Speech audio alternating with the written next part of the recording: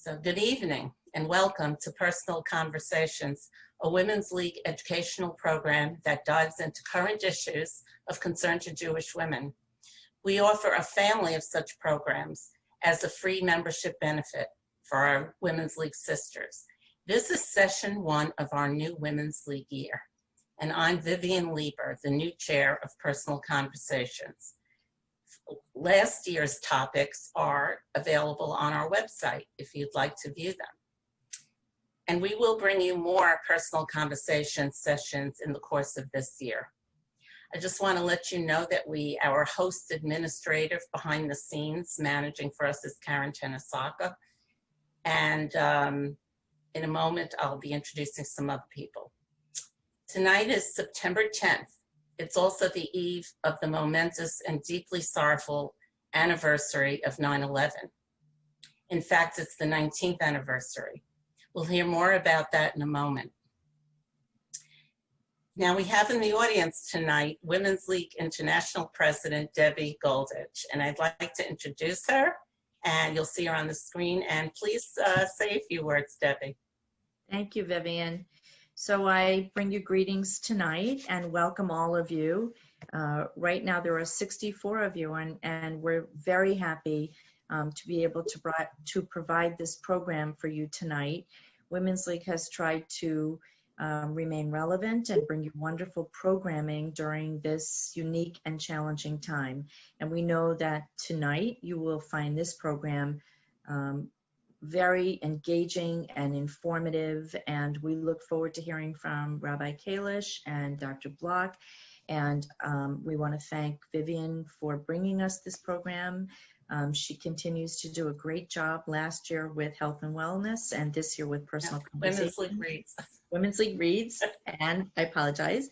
So Vivian is a star, and thank you, Vivian, for bringing us this program. And again, we want to thank Karen Tenisaka, who's behind the scenes, who's helping us. So let's get started. Thank you, Debbie. Tonight's topic is keep family relationships emotionally and spiritually healthy during COVID-19 and in an election year. Whether you're socially distancing or nesting together 24/7 during the pandemic, family relationships are under heightened stress. The intersection of COVID-19 and fraught election year politics may sabotage conversations within the family. So what does Torah and Jewish tradition have to teach us about managing relationships under such threats and being kind to oneself and to others? To answer that, we have Rabbi Naomi Kalish here. She's a spiritual leader in pastoral education. She'll provide her insights that flow from our texts and traditions. In addition, we want advice about how to navigate our relationships and our reactions to changed family dynamics. To guide and provide us with actionable advice into our own psychology, we have Dr. Allison Block, and I'll introduce both further in a few moments. But first, I'd like to ask Rabbi Kalish is offered to share with us a Devar Torah to start our evening. Rabbi Kalish. Thank you. Thank you very much, and thank you for convening this session and including me. The topic for this year of personal conversations, I kept thinking about personal connections, and through conversation we come into connection, and I cannot think of a more important time and such a crucial time for these connections. In this week's Torah double parsha, we make progress coming through, moving towards the end of the book of Deuteronomy, and through the stories and the narratives of the Israelites and their journeys. And Moses also comes toward the end of his life, and God tells Moses that his life will be ending shortly. I was struck by some of the response to this news and to the changes in relationship. I found that twice the Torah used the verb lichtov, to write. Moses wrote down the teaching and he gave it to the priests, the children of Levi, and they carried the Ark of the Covenant, and to all the elders of Israel. So one response to the changes that were about to happen was through writing. And then we have another verse a bit later. That day, Moses wrote down this poem. Vayehi B'chalchot Moshe lichtov et divrei haTorah hazot al sefer haTorah. Moses wrote down this poem which he gave to the Israelites. And then we hear a final section. Moses charged the Israelites to carry the covenant. What I heard in these three different responses was the teaching of Torah, the writing and reciting of a poem or a song, and the giving of an object. And at different times, we need different activities ourselves to engage in, and we also at different times need different activities for what we receive. At times, an instruction, a Torah, is what we are in need of, and at times a shirah, a song, is what we're in need of. And sometimes we're in need of a physical object. And this week's Parsha, double Parsha, encourages us to be flexible and to navigate the changes, sometimes the very significant and poignant changes in our lives, and sometimes the more subtle ones, but to be creative and to be flexible, both with ourselves and with others. At this point, I'd like to offer a moment of reflection for this anniversary, which Vivian has already mentioned, the 19th anniversary of the September 11th attack. That day in September, with its clear blue sky and the crispness in autumn, when parents hurried their young children to school and adolescents returned from summer, that morning when work began and when people began to awake, that day that, as we all know, brought such horror and such suffering.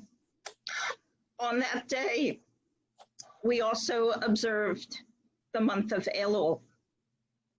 Leading up to Rosh Hashanah, the shofar is blown throughout the month of Elul. And surely on that morning, the shofar had been blown in some congregations. Its sounds, its cries brought healing in the days and the weeks and the months and the years after. A rabbi who's known as the Shnei Luchot HaBrit offered a reflection many years ago, which many have found poignant as we reflect on September 11th. He reflected specifically on the sounds of the shofar and the lengths of the shofar blasts. We start with a long blast. We experience a brokenness, a breaking down, and then a series of what sound almost like uncontrollable cries, fragmentations, and a return to wholeness. He interpreted this as a hopeful gift of the high holidays to us as we navigate the struggles and the difficulties in our lives, and also a permission that at times we will experience wholeness and at times we will experience brokenness, and that just is. And we have permission and invitation to experience and to express those feelings as they come. And perhaps by ending on that one long note, the shofar gives us a sense of hopefulness that healing and wholeness is possible. So I remember that day, of course, I was in New Jersey, and I remember toward the end of the day, I called my brother in San Diego, and I learned from him that his job had given everyone the day off. And it was at that moment that I realized the ripple effects of the day and how they had reached throughout the country and throughout the world, and that surely all of us have been touched by this terrible event. Whether we remember an experience, if we were old enough to experience it at the time it took place, or learned of it thereafter. So to conclude, I'm going to blow the shofar for us now. And while I do so, I invite you to reflect on what this day has meant for you, what brokenness and what wholeness you have experienced.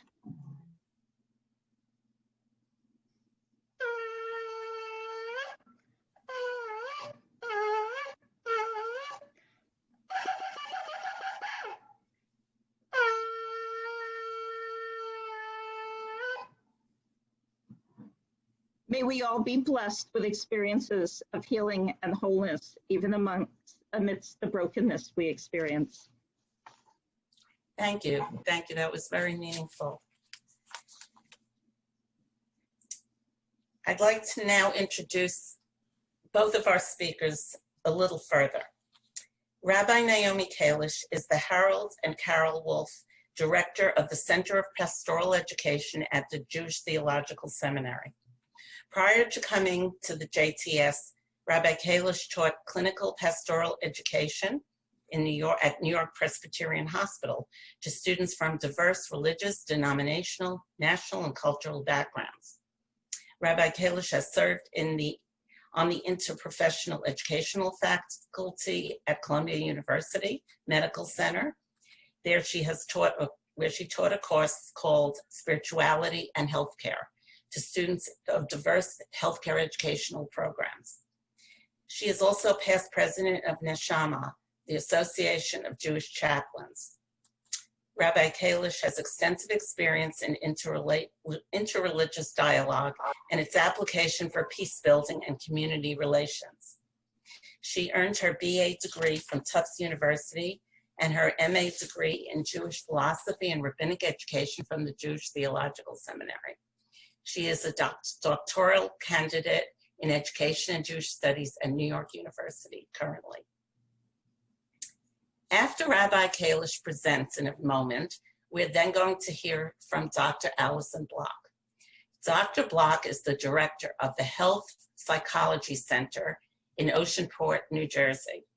She works closely with other professionals, including physicians, learning disability specialists, nutritionists, and education professionals in order to provide patients with comprehensive care to meet their individual needs. Dr. Block is also director of the psychosocial curriculum of the Department of Medicine at Monmouth Medical Center, an affiliate of the Robert Wood Johnson Barnabas Healthcare System. In this role, she's responsible for training medical residents about the psychological effects of chronic and acute illness, how to deal with death and dying, and how to be empathetic with patients.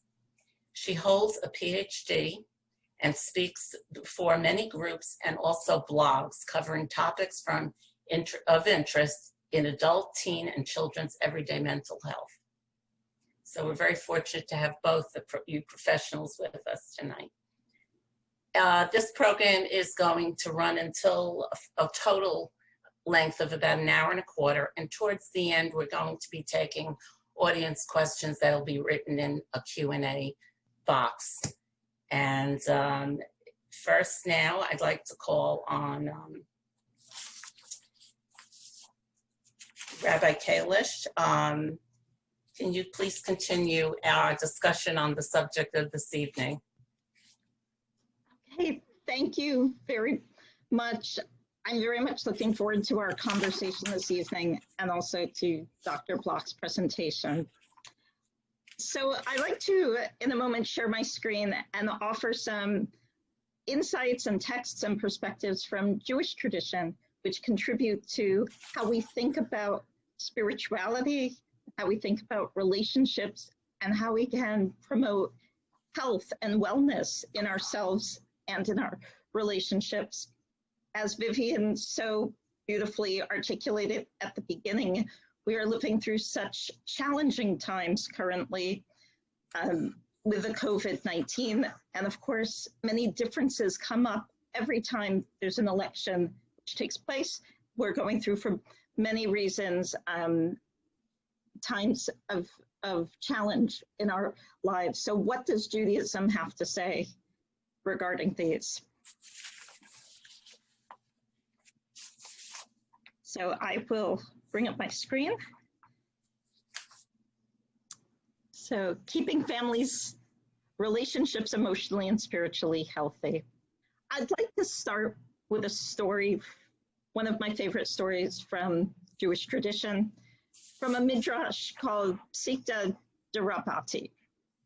So it's actually connected to the high holidays, to this verse, which we hear so frequently throughout the high holiday liturgy: return, O Israel, to Adonai, to God, to your God. So it said that the issue of returning could be compared, this matter of returning could be compared to the child of royalty. I'll actually admit to you, I tried to change the gender in the story to gender neutral. So the story could be compared to a child of royalty, to a son of a king, a daughter of a queen, who was far away from the parent or from the king or the queen, 100 days journey, so far away. The child's friends said, return to your parent. And the child replied, I am not able. The Hebrew actually says, I don't have the strength. The parents sent the child a message, come as far as you are able according to your own strength, and I will come to you the rest of the way. Thus it is with the Holy Blessed One, return to me and I will return to you. I actually found this text when I did my own training to become a chaplain. The context that came up for me was I was in the hospital as an intern, and I was walking these long hallways, and I felt like everybody was far. I was far from the seminary. The people I met were physically far from home, far from family, far from community, far from school, far from comfort. So there was a physical reality to this distance.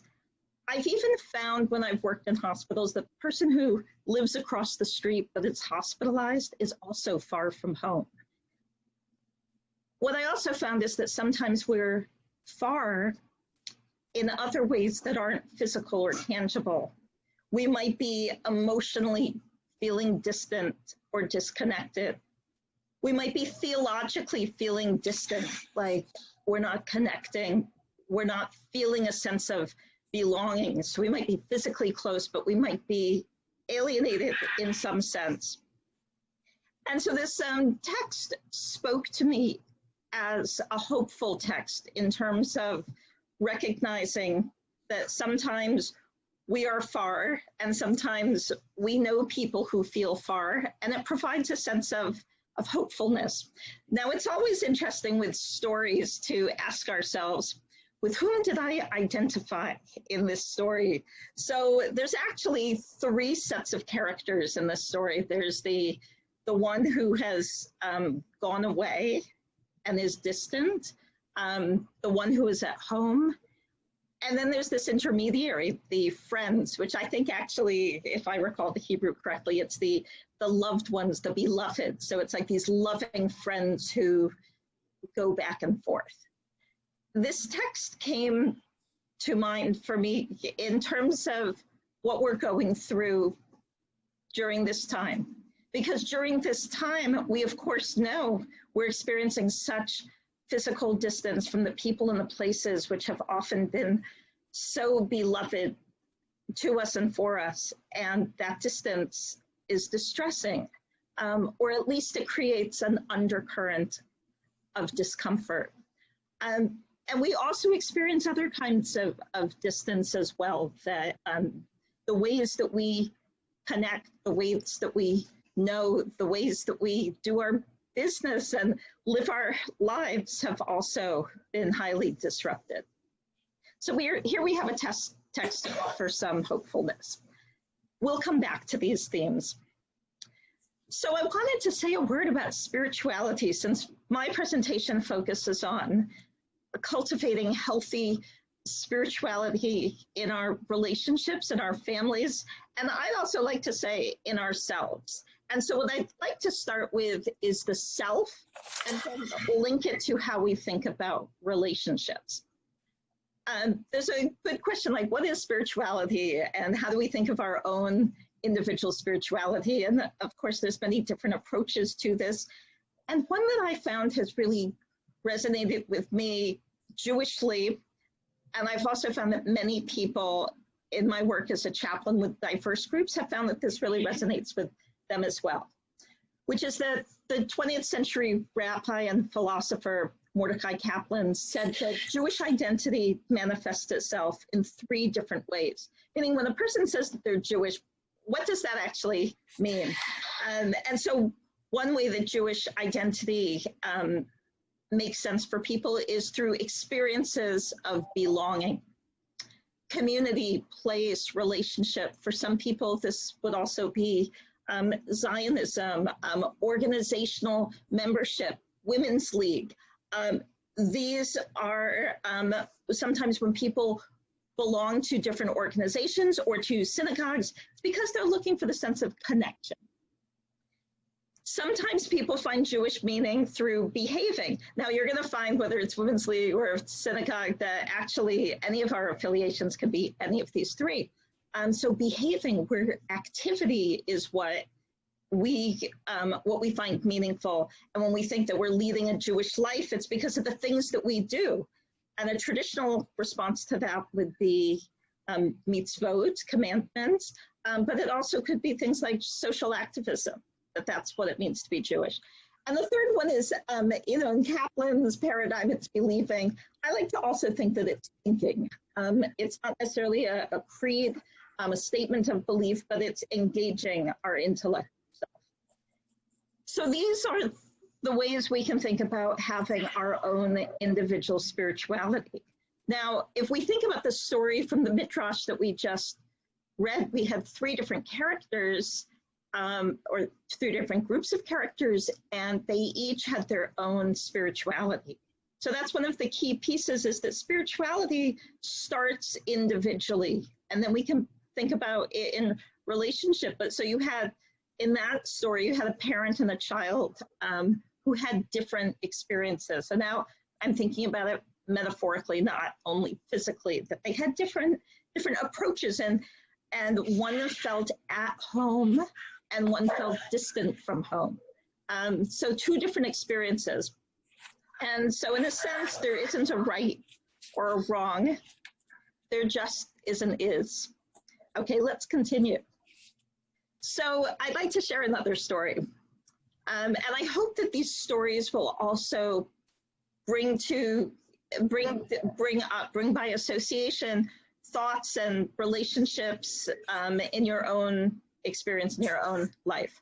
So this is a story about two rabbis, also from, this is from the Mishnah, and it takes place shortly after the destruction of the temple in the year 70 of the Common Era. And these two rabbis, one is a mentor, one is a student, they're also somewhat colleagues, and they're walking by the temple ruins. I actually often think about when I've been to Israel and the Kotel, the section, which is now the egalitarian section by Robinson's Arch, and you have those large stones there. So I picture, it's not it's a recent rubble, why don't we say? So the story goes, once Rabbi Yochanan ben Zakkai was walking with his student, Rabbi Joshua, near Jerusalem after the destruction of the temple.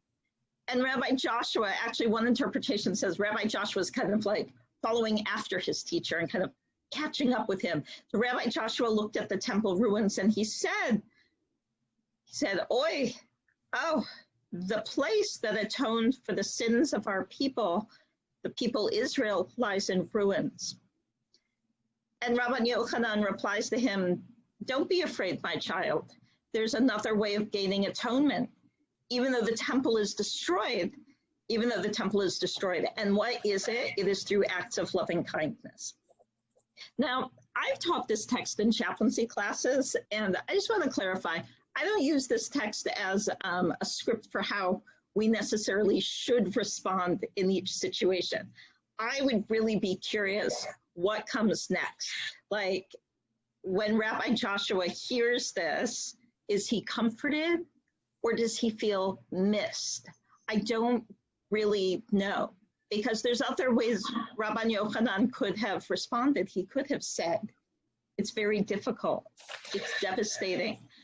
So that isn't necessarily, the language isn't necessarily a how-to instruction, but the story gives us a few other kinds of insights.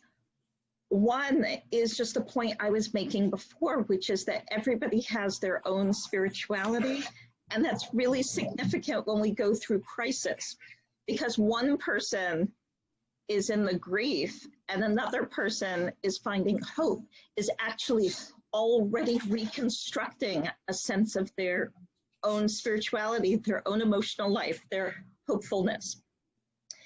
During COVID-19, I have found this to be a really helpful message because part of what's been difficult during this crisis is that we haven't only had loss, we've also lost our coping mechanisms. So our typical ways of showing up to show care or just to like live life, that we show up for people, but that when a friend or a loved one is in the hospital, we would visit them. When we know someone who has had a loss or we have had a loss, we have Shiva and we show up, or we have people show up for us, and we have funerals, and we have synagogue, and we have Kaddish. And so all of the ways that we've coped with loss in the past, we've had to rethink. And actually, it's really quite phenomenal that every religious group and every culture around the globe has gone through this as well. For me, that gives me some comfort that we're not alone in this. And what we have seen is we have seen grief like Rabbi Joshua, and we've also seen such tremendous innovation and resiliency like Rabbi Yochanan. And again, it's not like one is right or wrong, it's that they each have their time.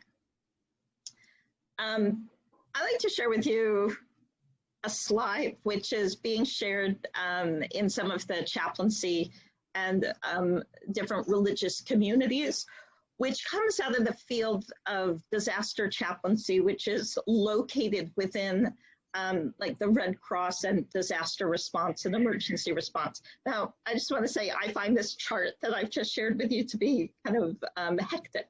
So I apologize if it, kind of comes across first as it's kind of intense. This is a chart that I found very helpful before COVID hit my region. And then I'll share with you what I think the limits are, as well as what's helpful about it going forward. It's meant from left to right to go chronologically. So if we think about a different kind of disaster, like let's say a hurricane, we have this period of pre-disaster, of anticipation. And when I started giving talks at that point, I was making the point that sometimes we have decisions to make, policies to make. I imagine there's a lot of people on this call who have either in your personal lives or in your organizations or in your synagogues, you've been a part of discussions about policies. And so what I found helpful in this is to recognize that in a pre-disaster time, we need to make decisions and we need to access a certain part of our brain, in a sense, and relate to people in a certain kind of critical thinking, but to also remember that there's an emotional undercurrent, and that even when we disagree with someone about policy, we can also hear and respond to the emotion that they're expressing. So it's like you could kind of imagine Rabbi Yochanan and Rabbi Joshua having a disagreement. I won't go further into this. You see there's like peaks, like there's a kind of like, all rallying together in a sense of gratitude, and then people get tired, and sometimes it wears on people. They experience a sense of despair or a sense of melancholy. And of course, the biggest difference between that graph and what we're going through is that we didn't have one event. We didn't have one impact. And so actually, we need a different way of thinking about how to navigate both for ourselves as well as in our relationships, something that's actually more cyclical or continuous. And in this, we go through cycles of feeling okay, and we go through cycles of really feeling a sense of unsettledness or a sense of loss. And so, of course, I've only mentioned some of the losses, but we've lost some connection, which is why this program is so important. The ability to plan, the sense of stability, sometimes health, and sometimes loved ones due to death. So I'd like to give a couple recommendations and now start to shift us to thinking about our time with our families and with other people who are important to us during the holidays, during COVID, and during the election. And so, and to think about it in terms of self and other, what we do for ourselves, what we do for others, and how we cultivate like a both and, a care for ourselves and a care for others, and emphasizing our own voices, our own needs, our own opinions, and also sometimes making space for others, even though they might be having a different experience. So I love this graph. This was from the not from the New York Times, my apologies, Los Angeles Times. I grew up in Los Angeles, so I should not mess that up. As a really wonderful article. The title of it, how not to say the wrong thing. I don't actually think that that's the emphasis of the article. The article has this diagram which presents these concentric circles to help us think about the giving and the receiving of care. So if you look at the very middle, there's this dot, and that's like the affected person, the most affected person, or, you know, that would be like at the time of death, that would be the Avot, the mourner. But it could also be just a situation like that puts a person at the center, and then there's many people around them. And so what we want to do is think about where are we in relationship to the situation and actually literally the person we're talking with. And so here you see that it says at the top, comfort in. So if a person is closer to the situation, we take the role of giving them comfort. If we're with somebody who's farther out from the situation, we can turn to them to give us comfort. And if we imagine this is somewhat like infinite, ideally everybody is going to be receiving care and everyone's going to be giving care, and which one it is depends on the circumstance.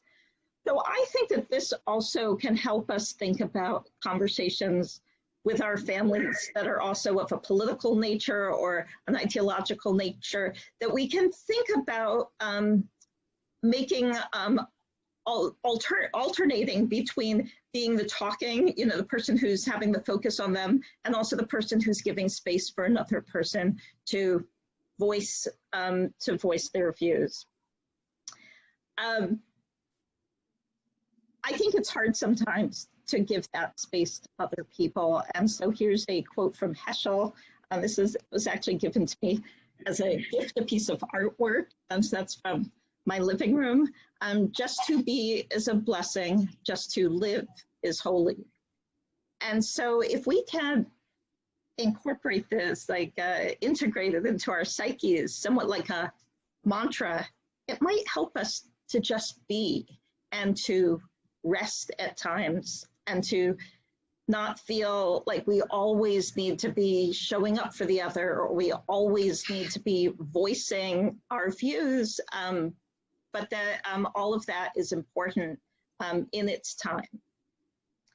And so in conclusion, I think we can take away 3 different angles on this, which is that we need to grieve what is lost.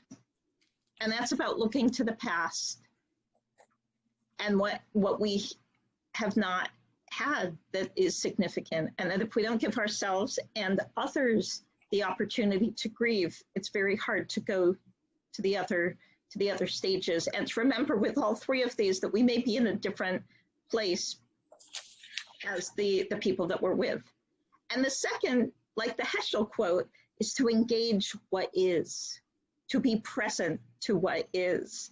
And Heschel also often used the word wonder, to have a sense of wonder. And that's where we can marvel at how amazing it is that we are sheltering in place, and yet there's, you know, over 70 of us connecting at this moment. And just to allow ourselves to be. And then the third is hope, to hope and to imagine, to muster up in ourselves a sense of hope and vision for the future and doing for others. And so that, of course, is future oriented. So I'm going to pause here, and I look forward to the rest of the presentation and also to our conversation at the end of the program with the Q&A. Okay, thank you very much, Rabbi Kalish. You've given us some new ways of thinking and looking at our personal challenges in view of Jewish traditions and texts. So, Dr. Block, we're eager to learn from you whether there are tools we can apply to help us be more centered and in control, make us wiser in dealing with family members during this difficult period. I have a series of questions to ask you so that you could touch on some of the things, if I'm like everyone else, that are on my mind and everyone's minds. What do you view as some coping strategies we can employ to navigate our relationships during this difficult time? Vivian, I think one of the interesting things about the topic tonight is that it involves both coping with staying spiritually and emotionally healthy during COVID and also during an election year. So in one case, we're talking about coping strategies for when we feel disconnected, quarantined, perhaps closed in. I've been working virtually at this point for 6 months. And when we talk about the election year, especially a fraud election year, I think then we're talking about how do we cope with perhaps the conflicts that arise, the differences of opinions. So really different kinds of things. But in my world, when I'm doing therapy with patients, very much what I deal with every day, helping people come up with strategies to deal with conflict and helping them come up with strategies to try to be more connected. When we talk about relationships and how to cope, what some coping strategies are, I think we have to think about two different things. Are we thinking about coping with relationships where we've been feeling sort of crammed in with our relationship, be it a spouse, be it children, be it a grandchildren during this period of COVID? And what do we do if we're feeling kind of stuck with them? So let me talk about that first. I think that there are some very specific strategies that we can engage in. The first is to make sure that we do take time for the other person. It's very easy under circumstances of something like quarantine to dig deeply into our work or our hobbies or to look for things that distract us and forget that our relationship needs some work. And so I think it's important to take time to connect. I think, Rabbi Kalish brought up a good view. We're talking about going from broken to connectedness. You can't connect without making that effort, without taking that time. But at the same time, the other side of that coin is not to lose sight of what you need for yourself to be healthy in that connectedness. And that is not to give up your own personal self-care and the things that you do to take care of yourself. So those would be two things to do. When we talk about people who are together, I know of several families where there are 8 and 9 people living in the same house, grandchildren going to school, children working, grandparents trying to cook and take care of kids, and all the things that are going on during COVID. I think it's important when you think about your primary relationship, let's say that it's a spouse, to get out, to remove yourself from the environment, whether it's for a walk or for a ride in a car. Sometimes a change of environment alone can help you feel differently about something and give the relationship a little room to bloom and to become the focus again instead of just living life and trying to do everything. I think also we have to think about perhaps broadening our support system. Even if we're stuck at home with someone, it's very easy to think about just relying on that one person to meet all of our needs. And I think it's important that we reach out to the others in our support system, because we can't get everything we need under any circumstances from one person, and certainly not during the restraints, that the pandemic has imposed upon us. And I like to say to people, be honest about how you're feeling. Talk to the person who you're relating to. Tell them what's going on for you. in a normal life, we can push some feelings down because we're going to get a chance. We're going to go out. We're going to come to terms with it. We're going to come back and talk. But when you're stuck together all the time, you can't just push those feelings down. They have to be explored. And we'll talk about perhaps ways to do that. But really be on your best behavior about how you're trying to do these things. So that would deal with what if in COVID you're in a physical environment with the people that you are relating to. The other side of that coin is, what about the people who, because of the coronavirus epidemic, are separated from their loved ones, are separated from the relationships that are so important to them, be that a spouse, be it children, be it grandchildren.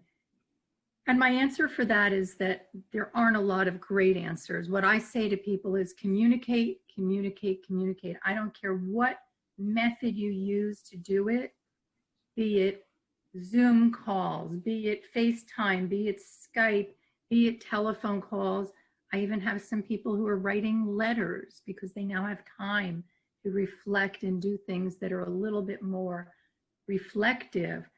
But stay in touch, reach for that connectedness as much as you are able to. And when you do, hang on to your sense of humor. What you get back may not be worded exactly the way you want it to be, because we may not all be at our best. But so we need to be forgiving and hang on to our own sense of humor. I think also we really need, the rabbi used the word, I think somewhere in there, about empathy. We need to listen to what people say and also listen to what they're not saying and be empathic. Try to put ourselves in their shoes. We're reaching out to them to try to connect, but we also have to try to be there for them. It can't be a one-way relationship. So we need to listen to what they're saying, really actively listen and listen to what they don't say. And if we're face-to-face the way we are tonight, even though it's virtual, look at facial expression, body language, observe tone of voice, things like that. That can make a real difference. So that's what when we talk about just relationships under COVID, I like to think that if we would all give 150%, all of the other people who are important to us, we would all be in great shape. But sometimes it's hard to dig deep and give that 150%. Now, if we're talking about in an election year and the conflicts that may go on during a fraud election year like the one that we are in, I think that some people have made a decision about how to handle it in terms of their relationships. They have decided not to talk about it because that has made it easier. But that's not the right answer for everyone. So what I recommend is that you realize, no matter what it is, that one election does not rupture a lifetime of friendship, a lifetime of family relationships. We need to keep some perspective about that. But that if you do choose to have conversations, especially going into it with a sense that you probably have different views and different opinions and different beliefs, that try not to do that communication online and by text and with emails, because it opens up so many opportunities for misunderstanding. And we miss all the good facial expression and body language stuff that's part of connecting. And to remember, you know, if we can do it voice to voice, okay, even if it's over the phone, that's going to be better. But also to try always to look for some kind of common ground. Even if we're 180 degrees apart in our views most of the time, is there some place where we can come together, even if it's only that we respect one another's passion for how we feel about what's going on. So those would be some of the strategies that I would recommend to people during this kind of crazy time that we're living in. Okay, I think you answered partly what I was going to ask you, but maybe there's something else you want to add about techniques for communicating with people effectively if you're doing so remotely, like we are now on Zoom or on the phone or some other remote method, versus being in a room with someone. Do you have any guidelines? And when it's a difficult conversation, which it is, and some people haven't seen each other since March, Right. And any guidelines of how we can, I think we know how to conduct ourselves in person, but how we can conduct ourselves more effectively when we're remote. I think I utilize something that I've used for many years called the 10 Commandments of Clean Communication. So I'll give you kind of an excerpt. You know, this is kind of the therapeutic 10 Commandments, you know, not the biblical 10 Commandments. And I just pulled a few of them. First of all, you have to be respectful. I mean, you go nowhere if you're backing somebody into a corner before you get started. So your tone of voice, the words you use, they need to be respectful. So you want to avoid judgmental words. And sometimes we don't even realize that we're being judgmental with our words. And we say things like, you're being uncooperative. You're showing a total lack of effort. Those are judgmental phrases. We want to avoid them. We want to avoid labeling or name calling. We don't want to hear things like selfish or lazy or stupid, or that's a stupid idea, or he's really sexist, or things like that. So we need to watch our language, okay? And sometimes when things get heated, or when we're having a hard time because we've been separate for so long, that can be difficult. I tell people to talk from the I. I can't say to someone, you never listen to my opinions. But I can say to them, I feel hurt when you don't solicit my opinion. Okay, so speaking from the I instead of the you, instead of telling someone else what they're doing wrong, speaking about what I want. And that can avoid a lot of problems, I think, if we do that. Also, I don't think we can attack people with our feelings. You know, you make me crazy because you never return my phone calls. I feel really sad that even though I've called you and texted you a lot of times, that I haven't heard from you. I think maybe you don't think our relationship is important. That's a very different tone. So when we attack people with our feelings, we typically don't get back what we want. And there is something called a complete message. So I'll give you a quick example of a complete message. So you start out with what happened? What's the trigger? Why am I having this conversation? How do I feel? What do I think? And what is it that I want to happen? So if we go back to my example of you don't respond to my phone calls, it would be when I've called you and texted you multiple times, what's the situation? How do I, and you don't respond to me. How do I feel? I feel hurt and disappointed. What do I think? I think maybe our relationship isn't important to you. What do I want? I would really appreciate it if you just shoot me back a text and tell me you're busy, but you'll give me a buzz next week. You're much more likely. That's very different than only picking one piece of that. So there are a lot of rules that we can practice for good, clean communication, but they do take some practice, and they take a second. Think about what you're saying, and don't just throw the words out there, especially in a difficult conversation. Okay. Now, if you already had a sort of dysfunctional relationship with a relative, let's say two siblings, I know a lot who have dysfunctional relations, should you try to fix it when you're remote like this during COVID? Is there anything you can do? Or should you just throw up your hands and say, I might make it worse, I'm not going to try, we're just going to talk. If we have to talk, it'll be platitudes, we're not going to go there to our troubles. What do you think? What's best to do? Look, under the best of circumstances, fixing dysfunctional relationships is tough. And both parties have to be willing to try to fix them. COVID certainly doesn't make it easy to engage in that. But I wouldn't opt for, let's dig in and fix this relationship under these difficult circumstances. But I would still recommend reaching out. I would rather have casual conversation and maintain just a string of that connection than break the connection altogether. Now, if there's been no communication, that might be another story. But that's a tough question, Vivian. I think that it's really hard to fix dysfunctional relationships under these circumstances. Okay. hopefully this too shall pass and we'll be And if returning you to think normal about it, times. remember that often people opt not to try to fix them even in normal times. We have to wait until both parties are ready.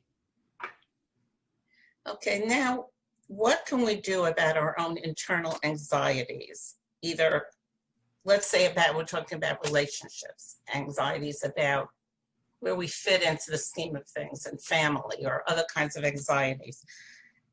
What are some strategies, especially in a time when you're kind of isolated, maybe feeling lonely? What are... Well, I certainly think communicating more when we're not sure how we fit in, because the more feedback we get, that is going to help us to feel more connected and feel that we fit in different places. I can't speak for anyone else who's here online tonight, but I've been talking to distant cousins and friends from high school and just trying to stay connected. I have more time, I'm more able to do it. So I certainly would recommend that. I think it depends upon what the anxiety is doing. If the anxiety is making you feel that you can't function, stop and breathe. If you're panicked over it, just stop and try to breathe. I teach people something called pursed lip breathing. And if you can't, just slow your breathing down and just focus on the air going in and the air coming out. Just stop and sit down and close your eyes. Sometimes just stopping the forward motion, that freight train of anxiety, can help you to get a different perspective. And also to try to look at, have there been any positives? Have there been any positive things that have happened in the relationship during this time? We tend, when we're anxious, to be very tuned in to what isn't instead of what is. So, you know, what have we learned about, you know, what we can take out of this difficult time? There's a website called On Our Sleeves, and it's really a website for a children's hospital in Ohio. But they talk about a couple of things that I think have great applicability for relationships. And you can't work in relationships if you're not feeling good yourself. One of the things they talk about is practicing gratitude. No matter how horrible you're feeling, okay, practicing gratitude is going to create more positive emotions for you. And we can all, I'm sure, everyone online tonight, think about at least 3 things that we're grateful for. You know, that given what our lives are today compared perhaps to some other people's lives, we can say that we've been grateful. And the other thing they talk about there, we all talk about falling down. You know, when things are bad, we fall down.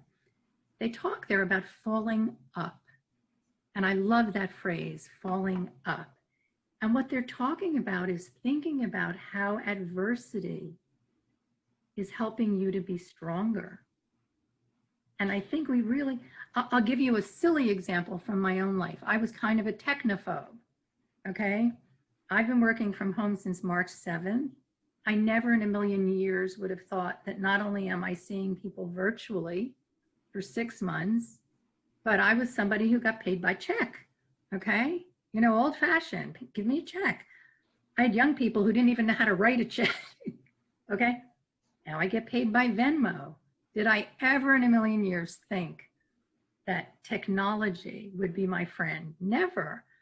So, and I was certainly anxious in the beginning. How is this going to work? How's it going to feel? So trying to fall up, I think, and think about how adversity can make you stronger and help us as well.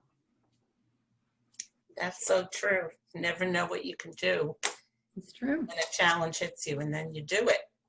And you're proud of yourself, you know? Yeah. Even no matter what our age. At any Right? age. We're learning. We're still all learners, aren't we? Yes, On the lifelong, journey. lifelong. So Rabbi Kalish mentioned this word before. It's like the $1,000 word, resilience. Yes. Such a beautiful word.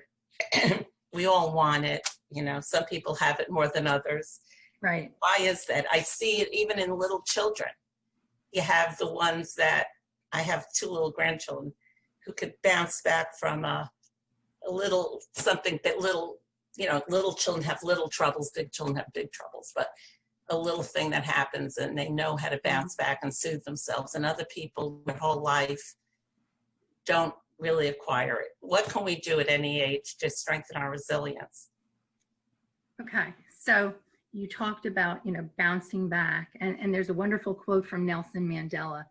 He said, "Don't judge me by my successes. Judge me by how many times I fell down and got up."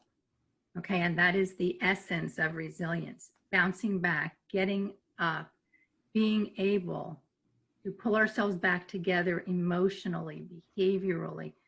And I know we're running a little bit short on time, so I'm going to skip part of what I was going to say. One of the things we can do to become more resilient is to mimic the habits of more resilient people. So let me tell you about some of the habits of more resilient people, because I think it really is relevant today. The first thing is to confront and not to avoid our fears. If we shove those fears down, just like if we shove the anxiety down or the dissatisfaction with a relationship, it not only doesn't get resolved, it stays in there and it brews and it comes out in some way. So the willingness to say, yes, I'm afraid of this. Yes, this bothers me. How can I fix it? The other thing is to cut yourself a break, especially in this time. Everything doesn't have to be perfect. People who are resilient understand that they have to work with what they have at the time and do the best that they can do with what they have at the time. You also have to sometimes accept your anxiety. This kind of goes to your last question as well as this one. Resilient people understand that when they can't change things, they have to accept uncertainty. And that is what anxiety is. Anxiety is uncertainty. So we're in a big anxious time right now, as you can imagine. People who are resilient act quickly to avoid emotional uproar. I'm sure you've seen people who aren't resilient and it takes them forever to make a decision and they're chewing on it and they can't decide and what should they do. People who are resilient go ahead, they make those decisions, and once they've made it, they're done with it. So they don't keep worrying it like a hole in a tooth.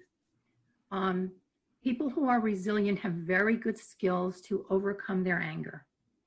I don't know how many of you have watched the US Open recently. Some of you may have seen the #1 in the world, Novak Djokovic, get defaulted out of the tournament for behaving angrily with his racket and ball, first hitting a wall and then hitting a linesperson in the neck. I talk to the people I work with about what I call an anger umbrella that we sometimes hold over our heads. Anger sometimes makes us feel very empowered. It feels like a stronger emotion.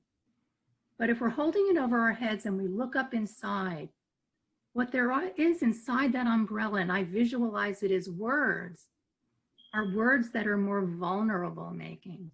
Words like disappointment, sadness, frustration, anxiety. And so if we go back again to Novak Djokovic, he was upset with how his game was going. He was upset that he fell and hurt his shoulder. He was disappointed in his performance, but he didn't deal with those emotions. He took it out in anger. So having good anger management skills is also a sign of resilience, because when you teach yourself to manage strong emotions, you're able to be more productive. Getting good sleep, as silly as that sounds, resilient people tend to sleep better.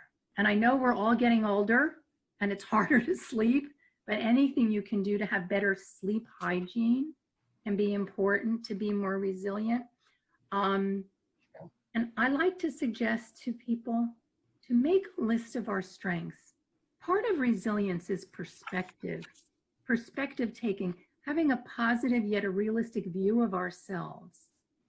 And we can all, if we think about it, come up with some strengths. So what I suggest to people is write down a list of your strengths. I don't care if you can only think of 2 or if you can think about 10.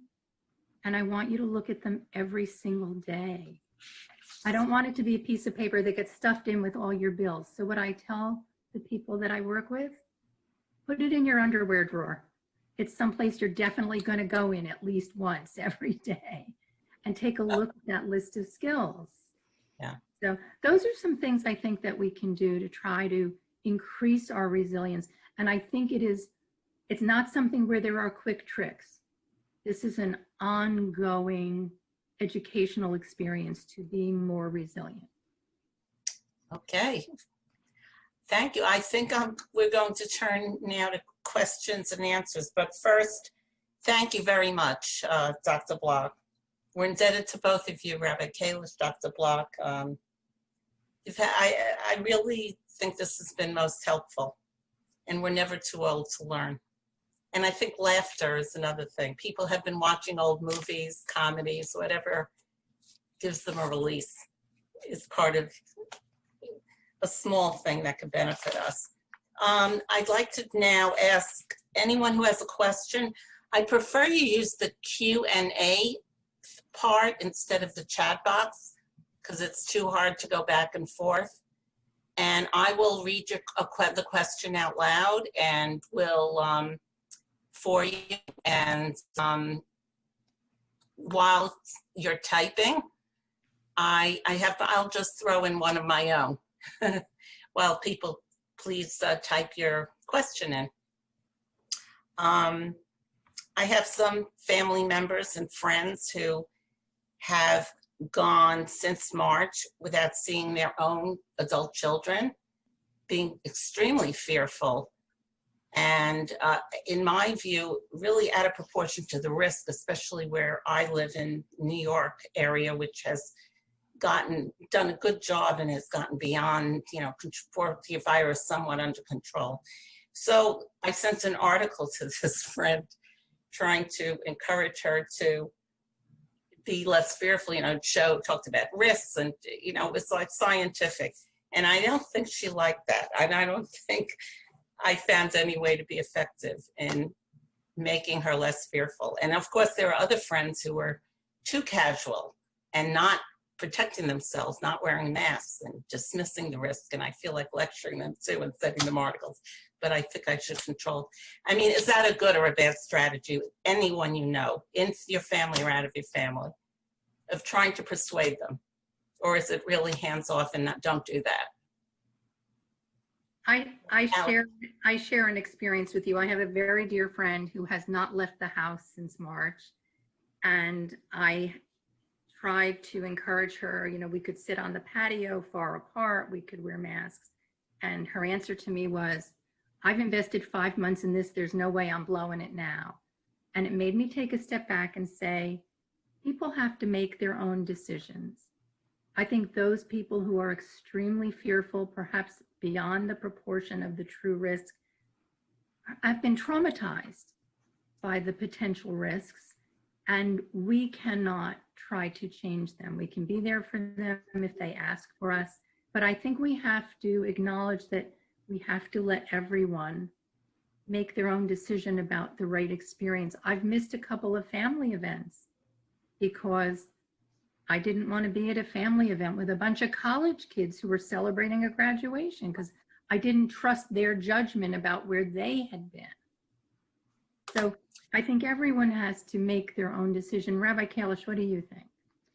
Yeah, I fully agree. And what I've been thinking about during this pandemic is that there's a very large gray zone where it's just not clear exactly what the right level of risk versus safety is right to take. Of course, there is some clarity, there is some clarity, but I think for most people, there are certain behaviors, going out to the grocery store to shop. And so there's a lot of discretion in this in-between stage. Now, it's different for the other extreme where, let's say, a person is behaving in a way that puts others at risk.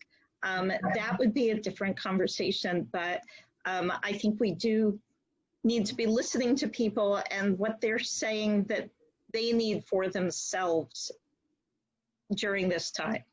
I did want to briefly respond to actually an early comment, because I think this connects, that was made in the Q&A about people who are alone, because I think there's also a good question there, which is, I think in this question, the underlying issue is like, what agency do people have to be making their own decisions? You know, a time when people feel so out of control and so much has been taken away. And so sometimes saying, I'm going to be more cautious as a way to take care of oneself as well as own a decision-making process. So I think the question about being alone, it's so difficult. I think that's also where it's important to really not debate. You know, if we're hearing from somebody that it's distressing or it's lonely or it's sad, you know, just to really be present to that. We know from research that physical touch does make a difference. Somebody put in the chat about pets. I've seen news stories that there are fewer pets in need of adoption than there's like ever been in history. And I guess like the one thing I would say is recognizing there are no easy responses, but this is also a time for a person to be thinking about what options they do have. So like, for instance, a lot of college students who have had their dorms closed and their universities online are creating pods to, in a safe way, not quarantine, but shelter in place together. And so I think like that's an example of resiliency and finding a way to, well, either not be alone or perhaps just like not be at home with parents, you know, just a break to be with peers. But I think like really honoring the need for a physical experience is very important. And, you know, it pales, you know, what I'm about to say, it pales to actual like interpersonal like experiences and touch. But I think that's also where anything tangible is really helpful. Somebody said that she's a yoga instructor, so there's a physical activity. Writing a letter to a loved one or to a friend and having the actual physical letter. I think Judaism also gives us, like Havdalah is such a sensory experience to end Shabbat with the candle and the grape juice or the wine and the spices. I think too, we have to make decisions about touch. I think I had mentioned, I have a friend who recently lost her husband, and it was the first time I had seen her since his death. And we were outside, we both had masks on, and I said, ugh, the hell with COVID, and gave her a hug. And she wanted that hug. And it was the right thing for both of us at that time. You know, we were both masked, and that touch, it was important to me as the one who wanted to connect for her, and it was important for her as the one who wanted to be connected to. But you talk in that comment, I think it's, you know, the idea that people are lonely and that they're isolated. I urge anyone who's listening to this, who themselves or who knows someone who's feeling that way, sometimes the people that we are related to in any form of relationship, they don't know how we're feeling. And if it's at all possible, pick someone who's close to you and tell them that you're feeling particularly alone or particularly isolated, and let them try to be there for you, because part of the relationship is giving and part of the relationship is taking. And I think that if we can encourage anyone to share how they're feeling, then we have a better chance of helping them, whatever way we may be able to help within the confines of the pandemic. Okay, there are a number of other questions. I'm going to share a few more, and they're very interesting. My husband's a Republican. I'm a Democrat. He keeps lecturing me. I usually tell him I don't want to talk about politics, but he doesn't comply. Any suggestions? Rabbi, you want to go first? Defer to you. Oh, thanks. I would try to say very respectfully, I've asked you multiple times to please not bring up politics. When you ignore my request, I feel hurt because I think that you're deliberately not hearing me. Please stop.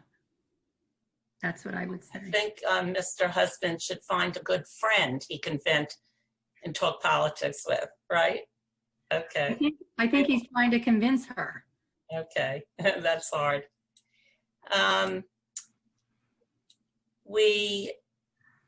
They're all good points. Some people have comments about people who are focused on we might go 5 minutes over. Do I have your permission for that? Because we just started a couple of minutes late. I won't go more than 5 minutes over.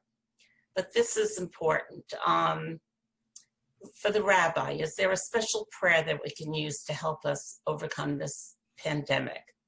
And related to that almost, you can intertwine it, is doing the high holidays virtually. Is there a special way, that's a question for both of you, that we can make that better? Both such great questions. I'm especially fond of the traditional Misha Berach prayer, the prayer for healing. And I think that's a helpful framework. But what I especially find helpful now and actually during most issues of challenge or difficulty is that the language in this prayer asks for refuat nefesh or refuat guf, healing of spirit and healing of body. And so it's actually the perfect prayer for any time, because we are people who have bodies and who have emotions and minds. And so whatever we are going through, we can ask for a sense of peacefulness and healing at that time. So I think because we're having a physical experience during COVID, and we're also in isolation, of course, some people are experiencing illness as well.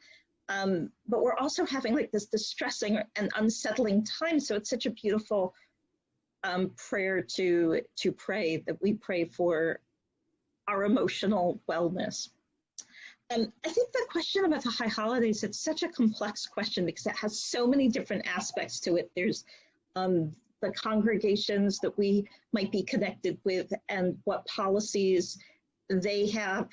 There's a halachic aspect to this, which I know has had from a Jewish legal perspective, what is permissible. That's been going on for Shabbat, but it's been ramped up in the conversation. So different congregations are making different decisions. And in the conservative movement, I love this idea of halachic pluralism. It kind of reinforces what we've been saying. Jewish legal pluralism. There isn't only one right way to do things. And to make space for, like, some of us will do live streams and Zoom holidays, and emotionally, some of us will find that does it for us. That gives us the high holidays. Other people are going to say, Zoom Yom Kippur, that's not Yom Kippur. And I think this is also a place to just like embrace the difference and support the difference. I had a question come to me by a college student saying, like, I understand Zoom is an option, but what if I don't want to do Zoom? Is there a way to make the holidays meaningful by myself? And the person actually said, they said, okay, I'm going to just full disclosure. This was my daughter. I usually ask permission ahead of time, but I won't tell you which daughter. Anyway, she said, do you find praying by yourself meaningful? It was like such a good conversation because some of us find praying by ourselves meaningful. Others find it to be just like an empty experience. The words kind of like don't fly off the page. Again, it's back to the community experience, the belonging experience. So all of this is very subjective, but I think it's a great question to talk in advance, because the more thought and preparation can make the day itself more meaningful, whether it's through Zoom, or some congregations are having in-person and people have to make those decisions. Some are having limited in-person, and so just the advanced preparation, I think, is really key for the situation. Dr. Block, add, or should we, anything to add, Dr. Block? About the holidays? Yeah. No, I think, again, such a personal decision. I know one synagogue that's doing live stream, outdoor, in person, and indoor social distance services. They're trying to meet everyone's needs. So I really commend all of our synagogues for the amount of thought and effort that they're putting in to try to really make the holidays meaningful during such a difficult time. And I think they really, really are doing their very, very best to try to make it meaningful. I mean, we picked up our mazurs the other day, and, you know, trying to make it feel like it's our real prayer. You know, it is our real prayer book. It's not just what we're doing online. So I think that they're really trying, and I think each person has to select that which touches them. Okay, thank you so much. I don't want to neglect one small question someone had. You mentioned, I think it was you, Dr. Block, the children's a website that, or was it the rabbi? The website that addressed children's needs, but it's applicable to adults. What was that, please? The actual web, it's called On Our Sleeves. Okay. And if they go to my website, dralisonblock.com, and go to the blog page, I blogged about it. It has to do with gratitude. Okay. I was just so, it came to me from a retail outlet. That's how I discovered this. And I get 1,000 of those every day, and I delete. And this one stopped me because I was so impressed with what these people were doing at this children's hospital. So they'll find it on that. Thank you. You know, this was an incredible evening. I wish we could go on and on, but I'm going to have to bring it to a close and thank everyone, and thank both of you. Rabbi, thank you, Allison Block, and thank the audience for your wonderful participation. In a few days, this will be edited, and then it'll be available to you as a link through the WLCJ website. Under programs, you'll find this program, Personal Conversations, or it might be under the news tab where you have the most current things that happened. So please look for it there, and then it's shareable with other people who would like to visit. So with that, thank you everyone for your participation. This was quite a great evening, and I want to wish everyone, please, a Shana Tova in health, in safety, and in loving kindness. Thank you, Vivian. Shana Tova to you as well. And thank you for a wonderful first episode of Personal Conversations. It was great. Okay, I hope to have you both back in for a future program. Thank you. Thank you so much. There's plenty of Shana Tova. opportunity. We do it approximately quarterly, and I'm going to have this gig for 3 years. So, Okay. thank you again. That's I want to say wonderful. good night to you and to all of our audience, and thank you, Karen, for running the buttons behind the scenes. Thank you, Karen. Happy New Year to all.